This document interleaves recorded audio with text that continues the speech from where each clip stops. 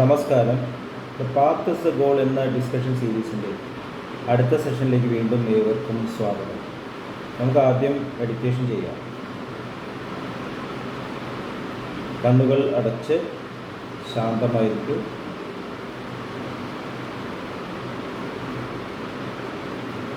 ഭൂമി മാതാവിനോടും സർവചരാചരങ്ങളോടും അന്തരീക്ഷത്തോടും കൃതജ്ഞത രേഖപ്പെടുത്തി.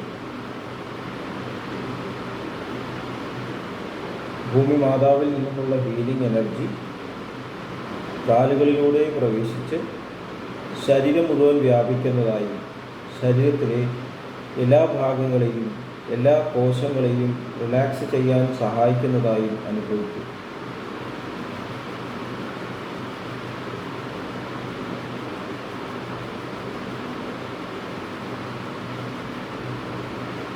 ഇപ്പോൾ ശരീരം പൂർണ്ണമായും റിലാക്സ്ഡായി.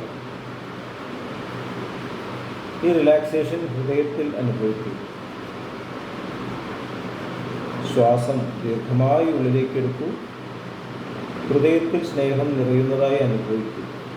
ശ്വാസം പുറത്തേക്ക് വിടുമ്പോൾ സ്നേഹം പ്രപഞ്ചം മുഴുവൻ വ്യാപിക്കുന്നതായും അനുഭവിക്കും.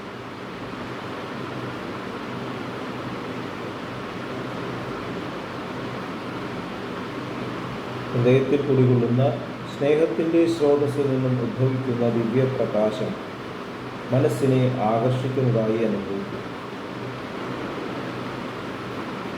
ആ ദിവ്യപ്രകാശത്തിൽ ധ്യാനം ആരംഭിക്കും. മനസ്സിൽ ചിന്തകൾ വരുന്നുണ്ടെങ്കിൽ മൃദുവായി അവയെ അവഗണിക്കുക. ദിവ്യപ്രകാശത്തിൽ ധ്യാനം തുടരുക. Please start meditation.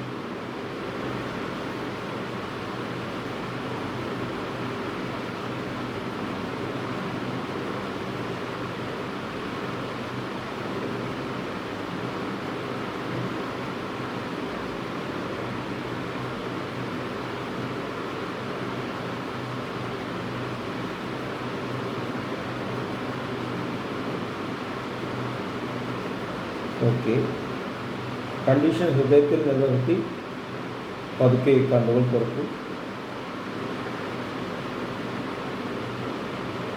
എല്ലാവരെയും വീണ്ടും ആർദ്രമായി ആർട്ട്ഫുൾനെസ് സഹജമാർ മെഡിറ്റേഷൻ സിസ്റ്റത്തിലേക്ക് സ്വാഗതം ചെയ്യുന്നു. എങ്ങനെ ജോയിൻ ചെയ്യാം എന്നത് ഡിസ്ക്രിപ്ഷൻ ബോക്സിലേക്ക് കൊടുത്തിട്ടുണ്ട്.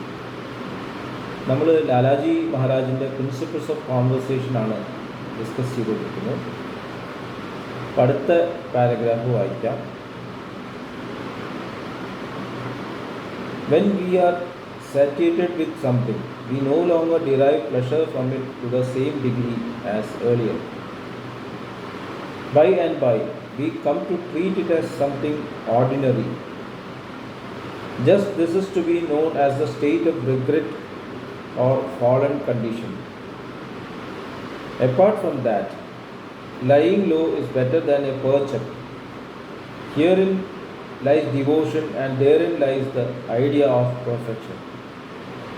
ഈ പാരഗ്രാഫ് കുറച്ചൊരു ട്വിസ്റ്റഡ് ആയിട്ട് തോന്നാം, ഒരു കൺഫ്യൂസിങ് ആയിട്ട് തോന്നാം.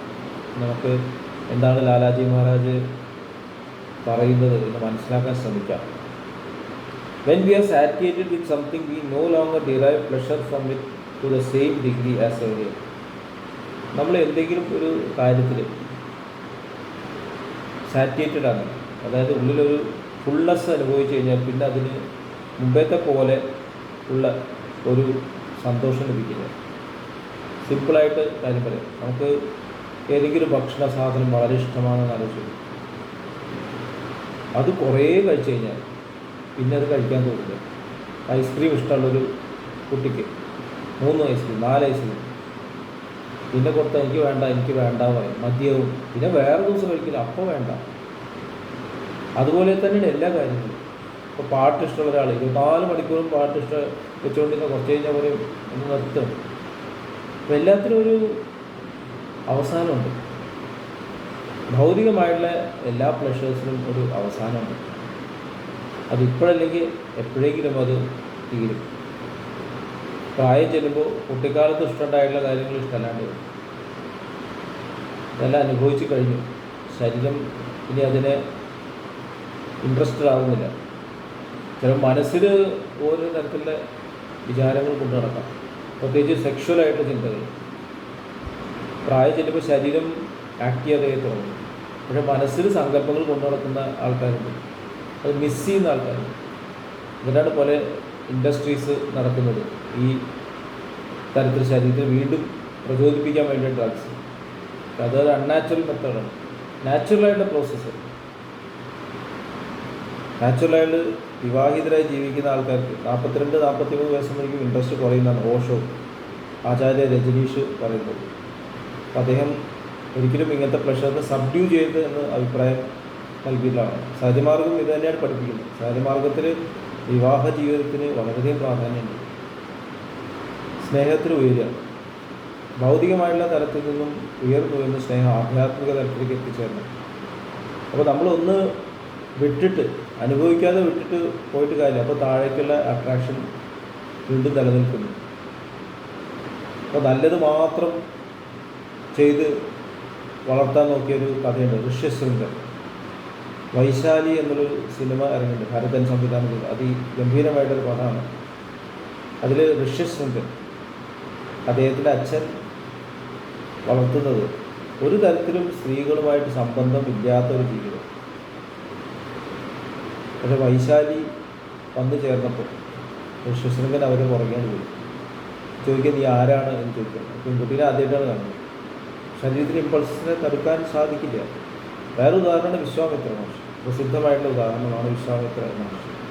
അപ്പോൾ ആർട്ടിഫിഷ്യലായിട്ടുള്ള മീൻസിൽ ശരീരത്തിനെ റെഗുലേറ്റ് ചെയ്യാൻ ശ്രമിക്കരുത് എന്ന് സഹജമാർഗം പഠിപ്പിക്കുന്നു. ഏത് കാര്യങ്ങളും, ഭക്ഷണമായാലും ഭക്ഷണത്തിലുള്ള ആർത്തി തീരണമെന്നുണ്ടെങ്കിൽ ഭക്ഷണം നിരന്തര സ്മരണയോടെ കഴിക്കണം. ഞാൻ ഈ കഴിക്കുന്നത് എൻ്റെ ശരീരത്തിനെ നിലനിർത്താനാണ്.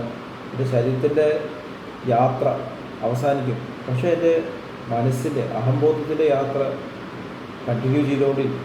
അപ്പോൾ അതിനുള്ളൊരു വെഹിക്കിളാണിത്. ആ വെഹിക്കിൾ മെയിൻറ്റെയിൻ ചെയ്യാനുള്ളൊരു ഫ്യൂവലാണ് ഭക്ഷണം. അപ്പോൾ അതിനോടുള്ള ആകർഷണം അങ്ങനെ ഇല്ലാണ്ടായിട്ട് മാറണം. ശ്വാസം നമുക്ക് നിർത്താൻ പറ്റില്ല. കുട്ടി ജനിച്ച് 3 സെക്കൻഡിനുള്ള ശ്വാസം വലിക്കും എന്നാണ് പറയുന്നത്. അതുപോലെ മരിക്കുന്നതിന് 3 സെക്കൻഡ് മുമ്പേ ശ്വാസം നിർത്തും. ശ്വാസം നമുക്ക് നിർത്താൻ സാധിക്കില്ല. അപ്പോൾ ഈ തരത്തിലുള്ള പ്ലഷേഴ്സ് ഭൗതികമായിട്ട് ശരീരത്തിന് അനുഭവിക്കേണ്ട കാര്യങ്ങളെ നാച്ചുറലായിട്ട് അനുഭവിച്ച് മുന്നോട്ട് പോകണം. പക്ഷേ മനസ്സ് അങ്ങോട്ട് ഫോക്കസ് ചെയ്യേണ്ട കാര്യമില്ല. അത് നാച്ചുറലായി കഴിഞ്ഞു, അത് അൺകോൺഷ്യസ് ആയിട്ട് ചെയ്തുകൊണ്ടിരിക്കുന്ന കാര്യങ്ങളാണ്. ബോഡിക്ക് ബോഡിയുടേതായിട്ടുള്ള ഒരു വഴിയുണ്ട്, സെക്സും അതിൽ ഉൾപ്പെടുന്നു. പക്ഷേ നമ്മുടെ യാത്ര താഴേക്കല്ല, മുകളിലേക്കാണ്. അപ്പോൾ ഇവിടെ നമുക്ക് ഈ തരത്തിലുള്ള ഒരു സാറ്റിയേഷൻ, ഇവിടെ ലാലാജി മഹാരാജ് പറഞ്ഞു, അത് അനുഭവിക്കുമ്പോൾ മടുപ്പ് വരുന്നു എന്നാണ് പറയുന്നത്. ഒരു സ്പിരിച്വാലിറ്റിയിൽ മടുപ്പ് വരില്ല. സ്പിരിച്വാലിറ്റിയിൽ കൂടുതൽ ആനന്ദങ്ങളിലേക്കുള്ള യാത്രയാണ്, റെസ്റ്റ്ലെസ്നെസ് ആണ്. ബാബുജി മഹാരാജ് പറഞ്ഞ ക്രേവിങ് അദ്ദേഹത്തെ പോലെ ആയിട്ടില്ല. ആനന്ദത്തിൻ്റെ മൂർത്തിഭാവം, ആനന്ദം ചൊരിയുന്ന ഒരു സ്റ്റേറ്റ്, ആനന്ദത്തിന് ആഗ്രഹിക്കുന്ന, ആനന്ദം റേഡിയേറ്റ് ചെയ്യുന്നൊരു സ്റ്റേറ്റ്, സന്തോഷം റേഡിയേറ്റ് ചെയ്യുന്നൊരു സ്റ്റേറ്റിലേക്കുള്ള യാത്രയാണ്. പെർമനൻ്റ് ആയിട്ടൊരു സ്റ്റേറ്റിലേക്കാണ് നമ്മൾ പോകുന്നത്. ഭഗവത്ഗീതയിൽ പുരുഷോത്തമൻ എന്ന് പറയുന്നത്, പുരുഷോത്തമൻ എന്ന് പറഞ്ഞാൽ നമ്മളുടെ ഈ തലങ്ങൾ, നമ്മൾ ആത്മസാക്ഷാത്കാരം എന്ന് പറയും. ആ ആത്മാവിനും കൂടിയും അവസാനിക്കുന്നു. ആത്മൻ്റെ അപ്പുറമാണ് പുരുഷോത്തമൻ, പരമാത്മൻ എന്ന് ഭഗവാൻ ഭഗവത്ഗീത പറഞ്ഞു. ആത്മൻ ഇസ് ഡിവിസിബിൾ, ലാലാജി മഹാരാജ് പറഞ്ഞു. കാരണം അതും നിലനിൽക്കുന്നത് കോസൽ ബോഡിയാണ്, കാരണശരീരം. ആനന്ദം ആണ് ആത്മനെ, ആനന്ദത്തിനുള്ള ആഗ്രഹമാണ് യഥാർത്ഥത്തിൽ ആത്മനെ നിലനിർത്തുന്നത്. അപ്പം അത് മറികടക്കണമെങ്കിൽ ആനന്ദഭരിതമായിട്ട് സേവനത്തിൽ ഏർപ്പെടണം. ആ പ്യുവറായിട്ടുള്ള പുരുഷോത്തമനെ സേവിച്ചുകൊണ്ട്, പുരുഷോത്തമൻ എവിടെയാണ്? ഇവിടെ തന്നെ, എൻ്റെ ഉള്ളിൽ തന്നെ. അതായത് എന്ത് പ്രവൃത്തി ചെയ്യുമ്പോഴും ഞാൻ അങ്ങോട്ട് യാത്ര ചെയ്യുകയാണെന്നുള്ള ബോധത്തോട് കൂടി യാത്ര ചെയ്യുമ്പോൾ അദ്ദേഹം ആ തരത്തിൽ നമുക്ക് ഫ്ലോ വന്നുകൊണ്ടിരിക്കും. നമ്മൾ ആ ഫ്ലോ അങ്ങോട്ട് പോകും. താഴേക്കുള്ള ഫ്ലോയിൽ നമുക്ക് മറികടക്കാനുള്ള വഴി മുകളിലേക്കുള്ള ഫ്ലോയിൽ കണക്ട് ചെയ്യുക എന്നുള്ളതാണ്. ഇതെല്ലാം നമ്മുടെ ഉള്ളിൽ തന്നെയാണ്. അപ്പം അതിന് നമ്മളെ ഹെൽപ്പ് ചെയ്യുന്നതാണ് മാസ്റ്റർ, ലിവിങ് മാസ്റ്റർ.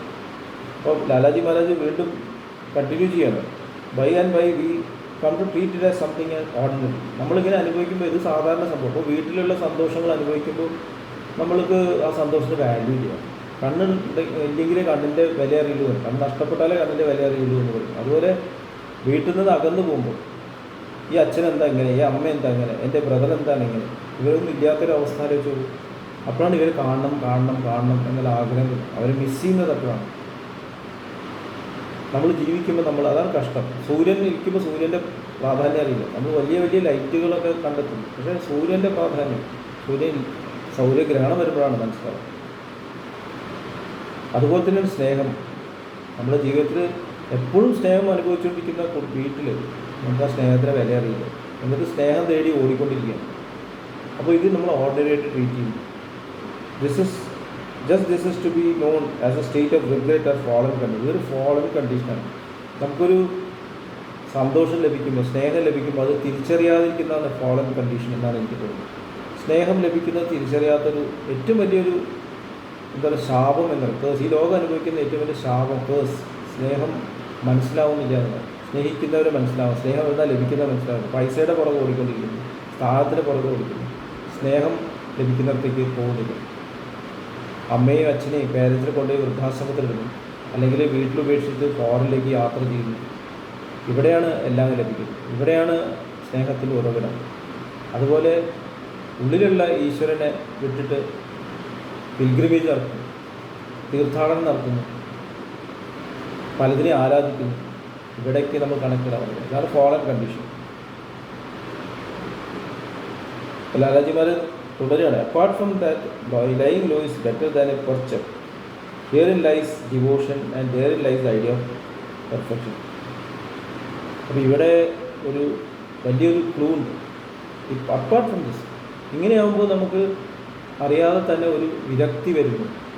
കുറേ കാര്യം ലഭിച്ചാൽ എനിക്ക് ഭക്ഷണം വേണ്ട, അത് ടെമ്പററി വിരക്തിയാണ്. ശ്മശാന വിരക്തി എന്ന് പറയും. ശ്മശാനത്തിൽ പോകുമ്പോൾ എല്ലാവരും ഇങ്ങനെയാണ് എന്നുള്ളൊരു വൈരാഗ്യബോധം വരും.